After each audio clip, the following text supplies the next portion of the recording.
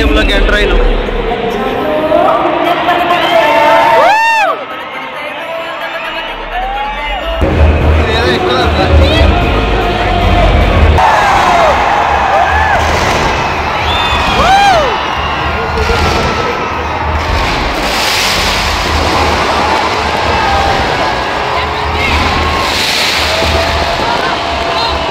Hi friends, present ఇది LB Nagar. మీరు చూస్తున్నారా ఎల్బీ నగర్. ఇది మనం ఇక్కడి నుంచి ఇప్పుడు మ్యాచ్కి అయితే బయలుదేరుతున్నాం ఎల్బీ నగర్ నుంచి. సో ఇప్పుడు మనం ఇక్కడి నుంచి ఒక బైక్ తీసుకొని ఆ బైక్లోంచి అయితే వెళ్ళిపోదాం. సో కంప్లీట్గా ఈ వీడియోలో మనము స్టేడియంలోకి ఎలా వెళ్తున్నాం, ఫస్ట్ టైం వాచ్ చేసే వాళ్ళు అంటే మ్యాచ్కి వెళ్ళే వాళ్ళు ఎలా వెళ్ళాలి ఏంటి అనేది ఫుల్ కంప్లీట్ ఇన్ఫర్మేటివ్గా అయితే వీడియో అయితే తీశాను. మీరు తప్పకుండా మన ఛానల్ని లైక్ చేయడం, షేర్ చేయడం, సబ్స్క్రైబ్ చేయడం అయితే మర్చిపోవద్దు. సో ఫస్ట్ టైం లోపలికి వెళ్ళేటప్పుడు ఎలా ఉంటాయి సిచ్యువేషన్స్, మనకు అక్కడ ఎలాంటి రూల్స్ ఉంటాయి, గేట్స్లోంచి మనం ఎలా వెళ్ళాలి, ఇవన్నీ కూడా ప్రతి ఇన్ఫర్మేషన్ అయితే మీకు ఇచ్చాను. ప్రస్తుతం మేము వెళ్ళే ఈ ఫ్లైఓవర్ ఏదైతే ఉందో ఇది కామినేని హాస్పిటల్ ఫ్లైఓవర్ అనమాట. దాన్ని దాటేసాం. దాన్ని దాటేసి మేము ఇప్పుడైతే నాగోల్ మెట్రో స్టేషన్ అంటే దాదాపు ఆ రూట్లోంచి అయితే మేము చౌటుప్పల్ సర్కిల్ ఉంటుంది. చౌటుప్పల్ సర్కిల్లో నుంచి మనం అయితే లోపలికి అయితే వెళ్ళిపోతాం. సో స్టేడియం దగ్గరికి వెళ్ళిన తర్వాత రూల్స్ ఎలా ఉంటాయి నేనైతే చెప్తాను. సో కంప్లీట్గా మన వీడియోని అయితే ఫుల్గా వాచ్ చేయండి, చాలా ఫన్గా ఉంటుంది. And first time live experience of స్టేడియంని ఫస్ట్ టైం ఎక్స్పీరియన్స్ చేసినప్పుడు మీరు ఏమేమి చూడాలనుకుంటారు, అక్కడ ఏమేమి బాగుంటాయి, అసలు స్నాక్స్ ఏంటి, అసలు అవి ఎంత ప్రైజెస్ ఉన్నాయో మీకు అక్కడ నేను కంప్లీట్గా ఇన్ఫర్మేషన్ అయితే ఇస్తాను. సో తప్పకుండా మన ఛానల్ని సబ్స్క్రైబ్ చేయడం అయితే మర్చిపోవద్దు. క్రికెట్ లవర్స్ అయితే అస్సలు మిస్ అవ్వద్దు ఈ వీడియోని. చాలా ఎంత క్రికెట్ లవర్ అయితే ఎలా అయితే ఇష్టపడతాడో అలానే నేనైతే వీడియో చేయడం జరిగింది. సో తప్పకుండా మన ఛానల్ని సబ్స్క్రైబ్ చేయడం మర్చిపోవద్దు. పోయేటప్పుడు కంపల్సరీగా అలీని కూడా తెలుసుకోవాలి.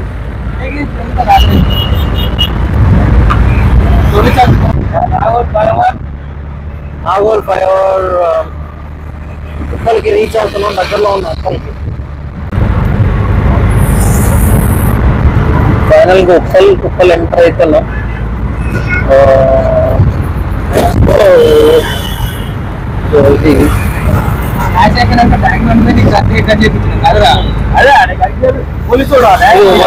ఉప్పల్ అనమాట, శిల్పారామం, ఇక్కడ డిఫరెంట్ ప్లేసెస్ ఉన్నాయి. ఇది ఫ్లైఓవర్, ఉప్పల్ ఫ్లైఓవర్,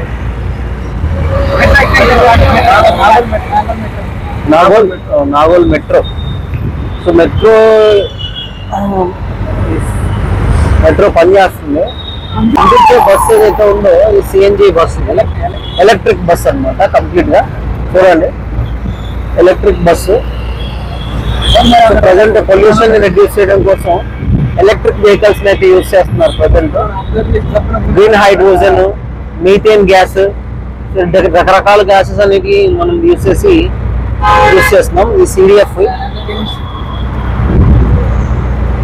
సో ఇది మొత్తానికి ఇది ఉప్పల్ సర్కిల్ కంప్లీట్ మంచిగా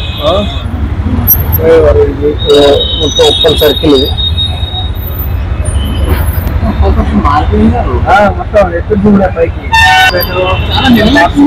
ఇది ఉప్పల్ సర్కిల్. డైరెక్ట్ మనం ఇప్పుడు స్టేడియంకి పోతాము, ఉప్పల్ స్టేడియంకి పోతున్నాం. ట్రాఫిక్ చూసారా మీరు, దాదాపు టైం వచ్చేసి ప్రజెంట్ 5:30 అవుతుంది. 5:30 అవుతుంది. ఇక్కడ ట్రాఫిక్ అయితే బాగానే ఉంది. ప్రజెంట్ అయితే పోతా ఉన్నాం. బస్టర్స్, మ్యాక్స్, డిఎస్ఎల్ బాగుంటుందా? ఒకసారి మనం చూద్దాం. అలాగే పోతున్నాం. ఐఫోన్ గిఫ్ట్ ఇచ్చి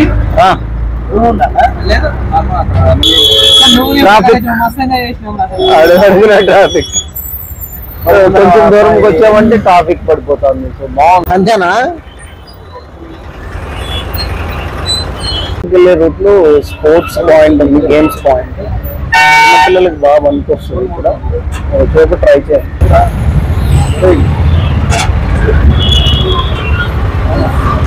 సైడ్ కనిపించి అక్కడి నుంచి మనం అయితే లోపలికి ఎంట్రీ అవ్వాలి. ఇది లోపలికి వెళ్ళే ప్లేస్. ఇక్కడ కనిపిస్తుంది కదా, ఇది లోపలికి అయితే వెళ్ళాలి మనము. రైట్, లోపల స్టేడియంలోకి వెళ్ళే రూట్ ఇది. స్ట్రైట్ గా కనిపించే రూట్ నుంచి మనం వెళ్ళిపోవాలి. సో లెట్స్ గో, వెళ్దాం. సో ఫైనల్ గా మనం ఇప్పుడు ఈ రోడ్ లోకి వెళ్తున్నాం.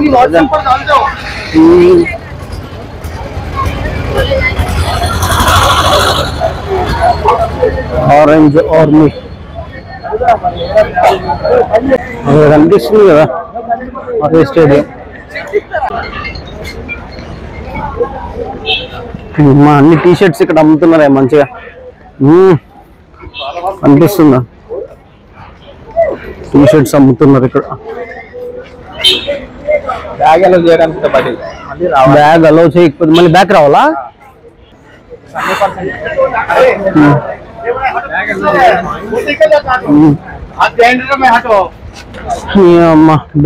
బ్యాగ్ నాట్స్ అలౌడ్ లోపలికి, ఈవెన్ ఇయర్ బడ్స్ కూడా నాట్స్ అలౌడ్.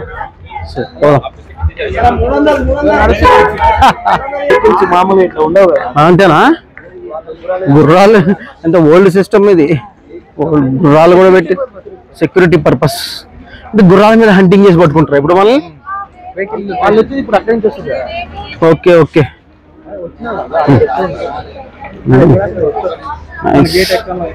స్టేడియం ఫ్రంట్ అన్నమాట. చూసారా? ఎటు ఇటా? మీరు ఇటా లోపలికా డైరెక్టా?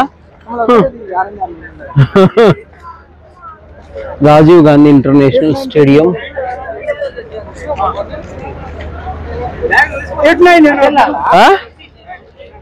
ఫోటో కావాలా?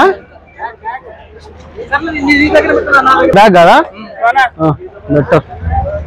సో మనం వేరే గేట్ నుంచి, మన వాళ్ళు వేరే గేట్ నుంచి పోతున్నారు ప్రజెంట్ అయితే అనిపిస్తుంది కదా ఇది.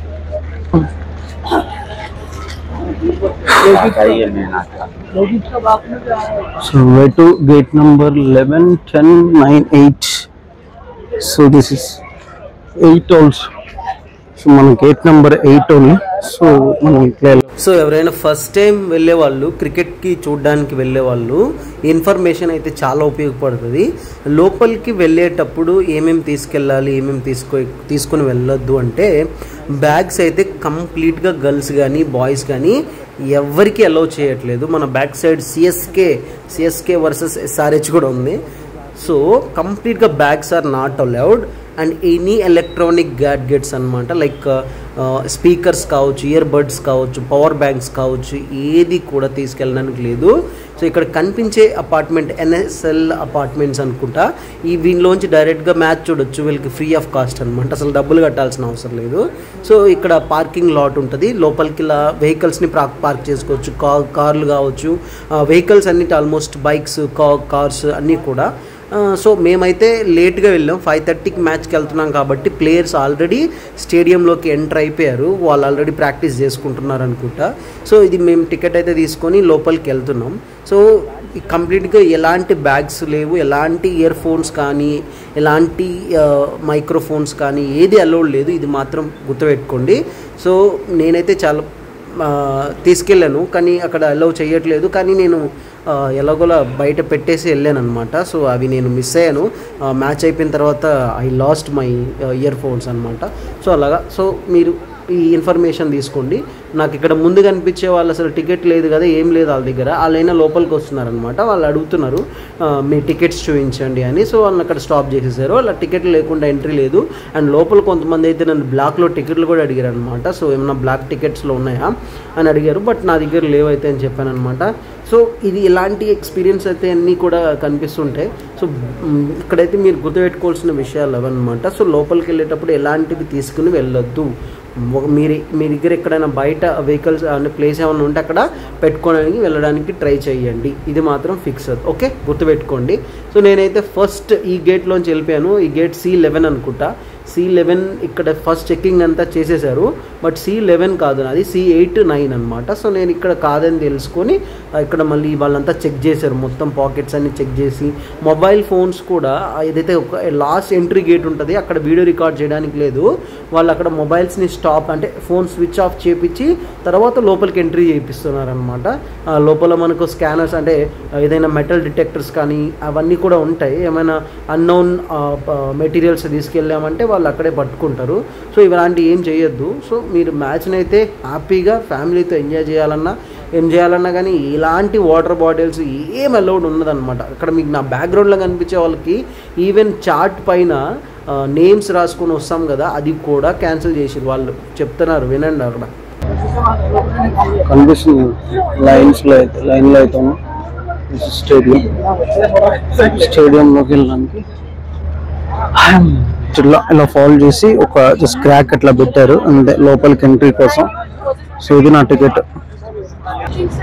మా మొబైల్ ఫోన్స్ కూడా స్విచ్ ఆఫ్ చేయాలి. ఇక్కడ కనిపించే గేట్ ఏదైతే ఉందో దీంట్లో 11 ఎంట్రీ చేస్తున్నారు, బట్ మంది 8 and 9. సో ముందుకు వెళ్ళాలన్నారు. సో ఇలా వెళ్దాం. ముందు కనిపించేదే కదా, ఇక్కడ కనిపించేది గేట్ నెంబర్ 8 ఎంట్రీ. సో లోపలికి వెళ్దాం. ఇది ఒక కొత్త experience. Gate number 10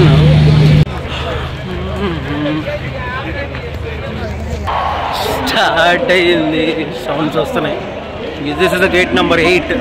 so I'm going to gate number 8. Okay, మామూలు రూల్స్ లేవు, స్పీకర్స్ కానీ ఏవి తీసుకెళ్ళడానికి లేకుండా అసలు గోల్ తీరిపోతుంది లోపలికి అయితే. చెకింగ్ అసలు. ఫైనల్లీ మనం అయితే లోపలికి అయితే స్టేడియంలోకి ఎంటర్ అయినాం. గేట్ నెంబర్ C1 అన్నాడు, వెళ్ళొచ్చు మనం. గేట్ నెంబర్ C1 ఇది. You can go now. మనది పైకి మామూలుగా అయితే లోపలికి అయితే స్ట్రైట్ ఉంటుంది, మనది పైకి వచ్చింది. మనం పైకి వెళ్తున్నాం. ఓకే, మీకు చూపిస్తాను ఇప్పుడు స్టేడియం. సో ఇది ఇక్కడ క్యాంటీన్ కూడా ఉంది, క్యాంపా, కూల్ డ్రింక్స్ అన్నీ దొరుకుతున్నాయి.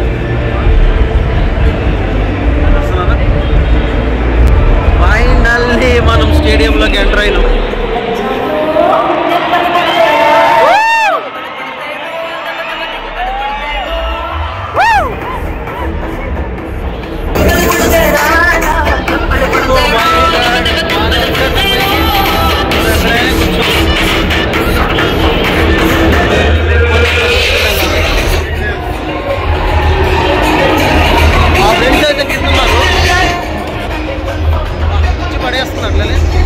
మనం నీట్గా వెళ్ళి తీసుకోవచ్చు.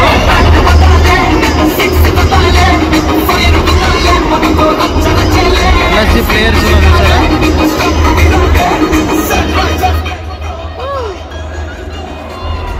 ఇప్పుడు మనం కంప్లీట్గా గ్రౌండ్ డిస్కషన్ చేద్దాం. మీకు కనిపించే ఈ స్టేడియం ఏదైతే ఉందో మొత్తం ఇక్కడ కనిపిస్తున్నాయి కదా కెమెరాస్, ఇవన్నీ కూడా ఆపరేట్ చేస్తాయి. చూసారా,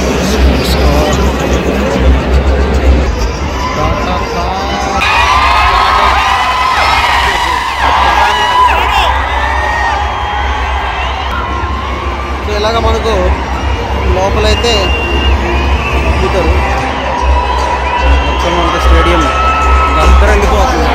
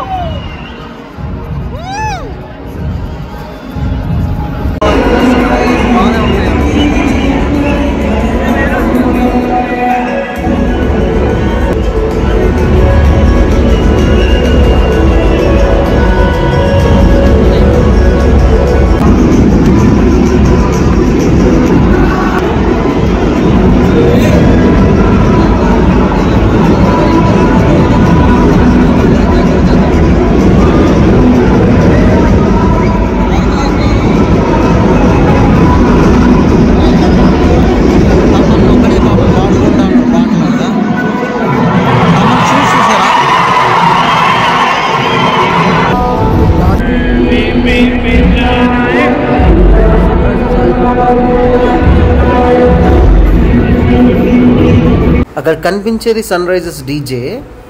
ఇంకా స్నాక్స్ అయితే బీభత్సమైన కాస్ట్ ఉంటే ఇక్కడ మీరు చూస్తే 140, 150 అబోవ్ తప్ప తక్కువ కాస్ట్ అయితే లేవు.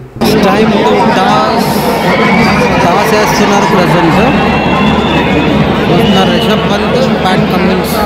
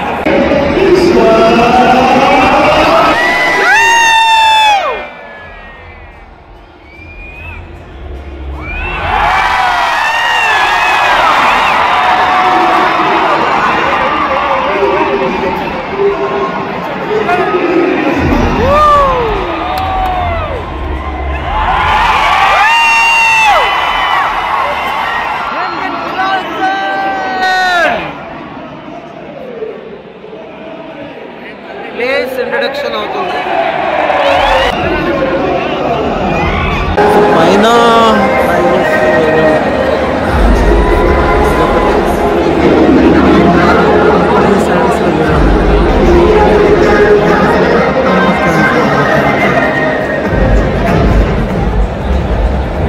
కనిపించేది ఎల్ఎస్జి స్టాండ్స్ అనమాట, ప్లేయర్స్ కూర్చోడానికి sittings.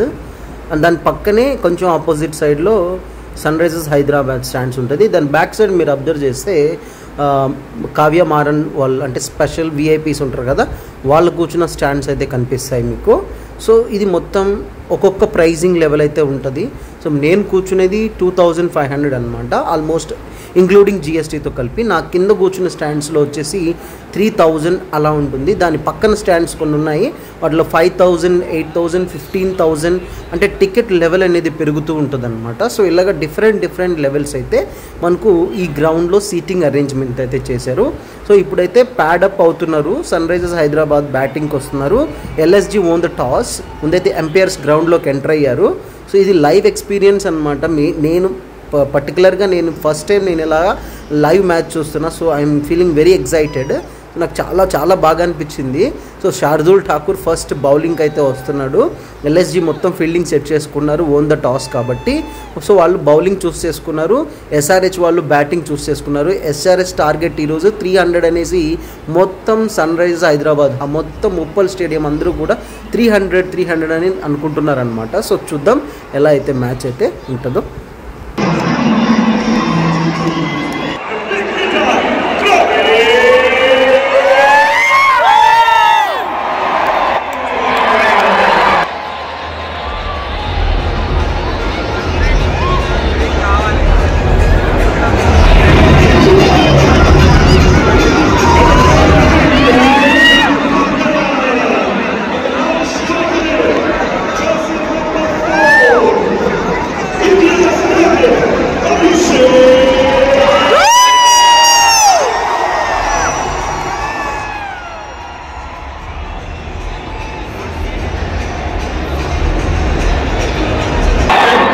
Shardul Thakur bowling practice చేస్తున్నారు.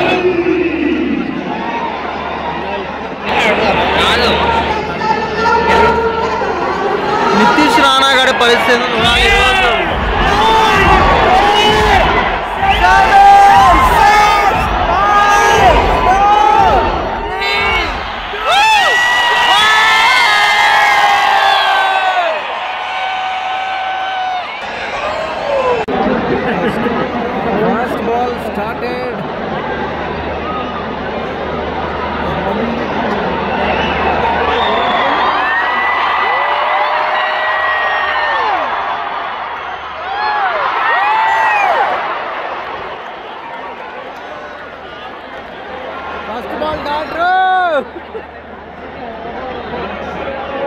సో మ్యాచ్ అయితే స్టార్ట్ అయిపోయింది. మీరు చూస్తున్నారు ఫస్ట్ బాల్ డాట్ అయింది.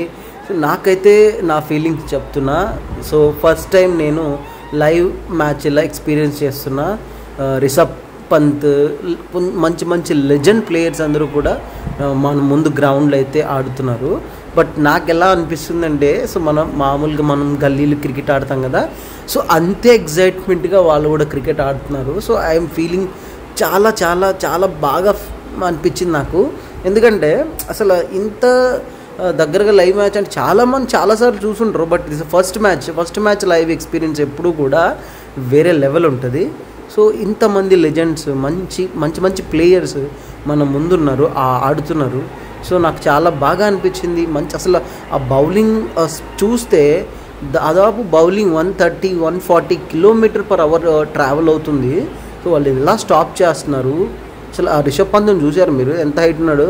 అసలు అట్లా అనిపించట్లేదు, కానీ మనం టీవీలో చూసి ఇలా ఉంటారా అని అనిపించలేదు మనకు, కానీ లైవ్లో చూస్తే చాలా బాగా అనిపించింది. మీరు లైవ్ ఎక్స్పీరియన్స్ ట్రై చేయండి, మస్ట్ అండ్ షుడ్గా.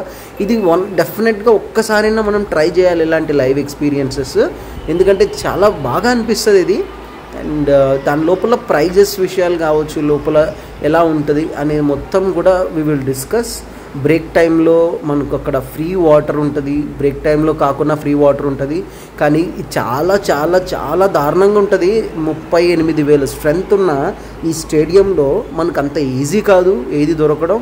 పెద్దవాళ్ళు మాత్రమే ఇట్లాంటి మ్యాచెస్కి వెళ్ళాలి. ఇంత హ్యూజ్ క్రౌడ్ ఉన్నప్పుడు చిన్నపిల్లల్ని ఎప్పుడు ఎంకరేజ్ చేయొద్దు, ఎందుకంటే అస్సలు చాలా దారుణమైన పరిస్థితులు కనిపిస్తాయి అక్కడ. ఒక్కసారి మనుషులు అందరూ ఒక్కసారి వచ్చి అలా వచ్చేసారనుకోండి, సో సిచ్యువేషన్ ఎలా ఉంటుందో చూడండి, ఇంకా ఆలోచించండి.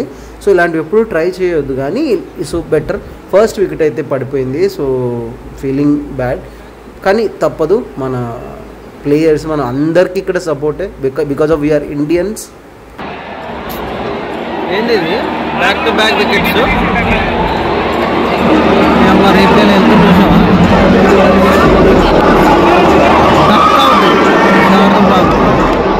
ఒక్క బాల్ కూడా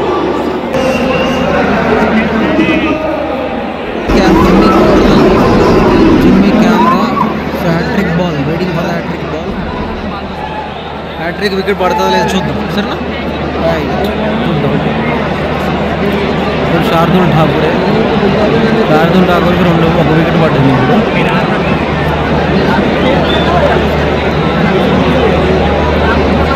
ఇప్పుడు తెగ కవర్ చేసేస్తుంది.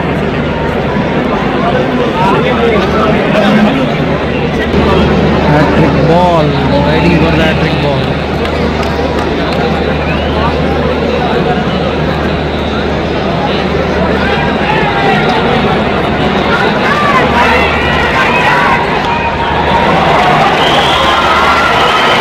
Wow.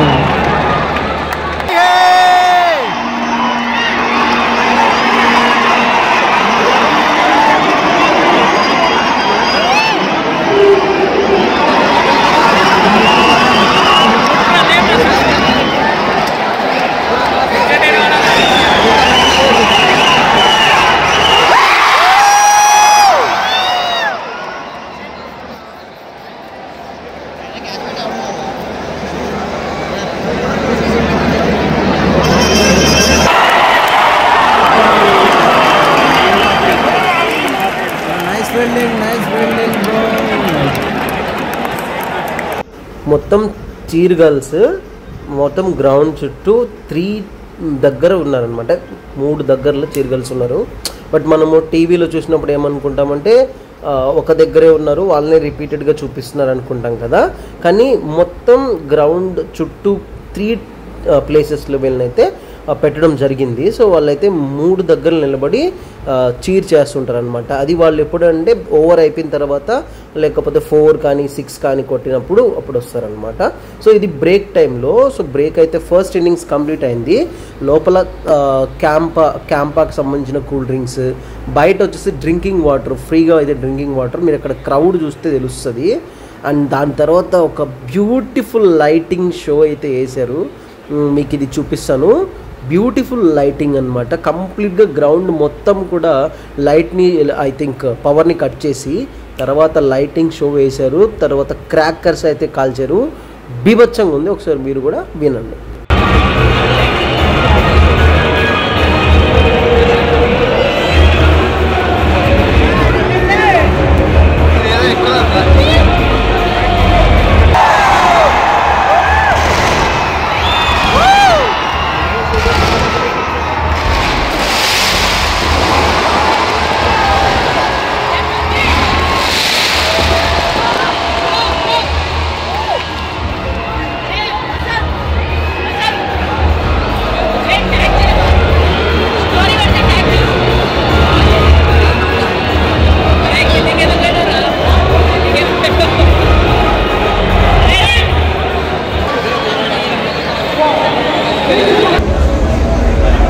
ఇక్కడి నుంచే వీళ్ళ మోసాలు స్టార్ట్ అయినాయి. మీకు అక్కడ కనిపించే క్యాంపా డ్రింక్స్ కానీ పిజ్జా కానీ అవంతా కూడా చాలా చల్లగా, అసలు పిజ్జా అయితే మొత్తం చల్లగా అయిపోయింది. అండ్ అది అసలు చాలా ఓన్లీ రొట్టె అనమాట, అలా ఉంది. అయితే నేనైతే ఒక క్యాంపా కూల్ డ్రింక్ అయితే తీసుకున్నా, మొత్తం పచ్చి దారుణంగా అయితే మోసం చేశారు.